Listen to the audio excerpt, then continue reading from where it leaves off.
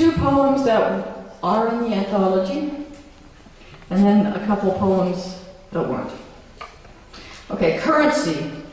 I stare at the edge until the word tulip comes up, where I thought it might.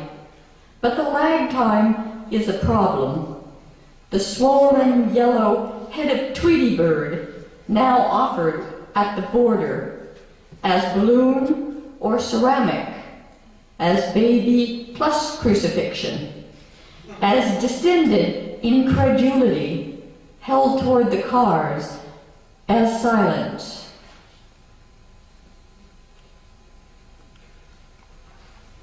In time, to start things off, our parent might have used music to make drama out of symmetry, as if each side of the body asked the other one, how long?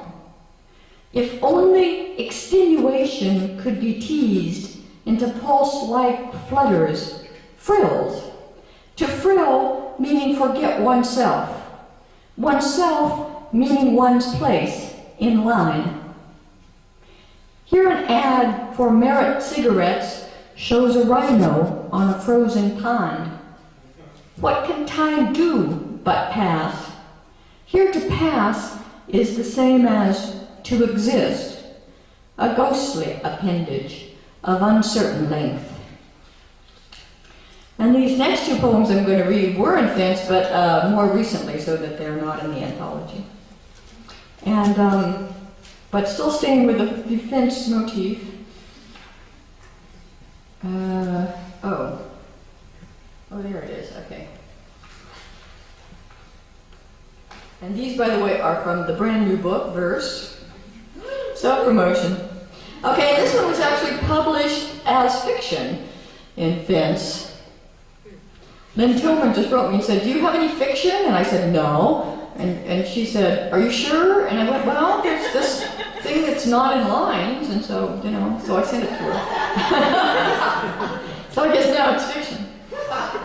I would have called it a prose poem. It's in 2 parts, and there are subtitles, so there's an overall title and then subtitles.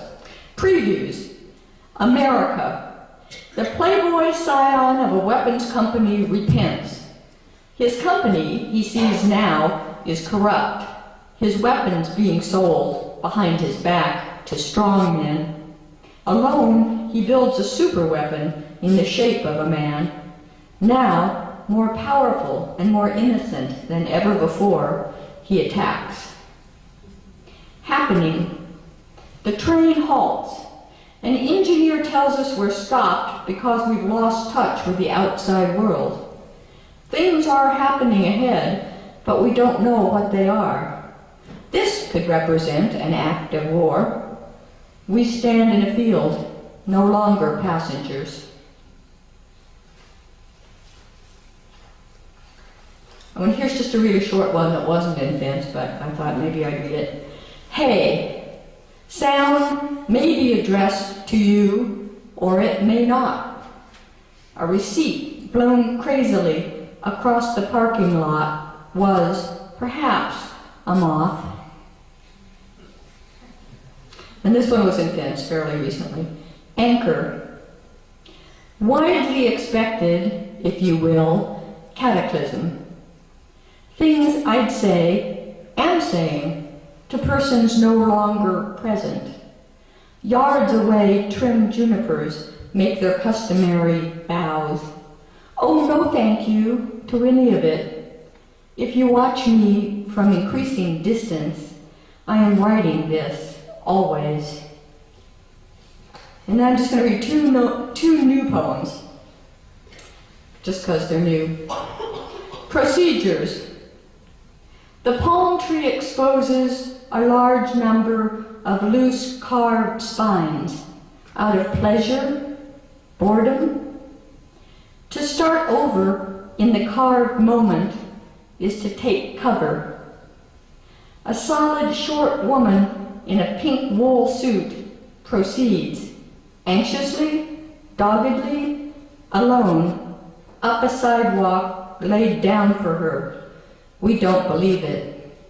There are two kinds of choices, pirate sources say, unconscious and desperate. I got the phrase pirate sources say from the news because you know those pirates that are constantly taking boats off of Somalia? Well, apparently they have a spokesman because I heard on the news pirate sources say. So they have the pirates have a spin doctor now.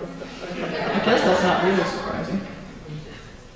And this is the last one. Number. The stirring presence here again. The fresh limpidity, the green dangle, which we have always half forgotten or misremembered as our own. To vibrate in place for emphasis, to trill, the assumption one of going on, budding off into what will be multiple, what are later called functions, mirrored, made into a routine, dazzlingly amplified at first, then merely doubled, surveilled. Okay, that's it.